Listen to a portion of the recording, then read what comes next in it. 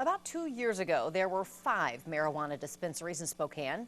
6 weeks ago, dispensary owners say there were about 22. Today, there are somewhere between 34 and 42 and growing. KXLY4's Tori Brunetti is live outside a dispensary that recently opened on Freya. And Tori, people in this business say not all dispensaries are created equal. People that have owned dispensaries for a couple of years in this area say there really does need to be more regulation. They say it's just too easy to open up a dispensary. One of the more recent ones, some of the more recent dispensaries, one of them is behind me. That's been open for a couple of months. And there's one about 5 blocks up the street on Freya that opened in April. I don't agree with it. Cliff Krause has lived across the street from Sheridan Elementary for 6 years. Now he shares his neighborhood with a medical marijuana dispensary. With it being this close to a school, I think it's wrong. This is a medical cannabis collective. Rhonda Duncan and Michael Bernstein own and run Club Compassion. According to them, it was the second medical marijuana dispensary in Spokane.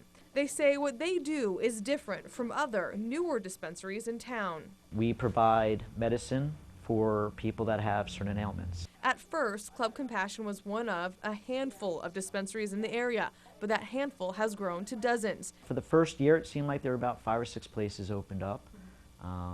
Once I think people started seeing how the industry was going, September of last year, 20 different places just popped open. And now that number seems to have doubled. If I'm correct, I was told the other day about 42 right now in the city of Spokane and the Valley. The owners here say medical marijuana should have a place in society.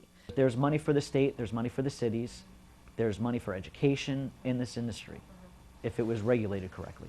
Regulating marijuana is a hot topic in the legislature this year. They're looking at 2 bills. One would allow marijuana to be sold in liquor stores. The other tries to clarify current medical marijuana laws. If you have the money and you get a business license, you could open up a dispensary. Parents like Cliff think that part of that regulation should be keeping it out of his neighborhood. Next to a school, I mean, kids get to see this, they walk home, they see it without their parents there. There's no doubt that this seems to be a growing industry. There's even a website dedicated to medical marijuana dispensaries in the Northwest. All you have to do is go to this website and type in your zip code, and it'll tell you where there's a dispensary near you. In Spokane, Tori Brunetti, KXLY4 HD News.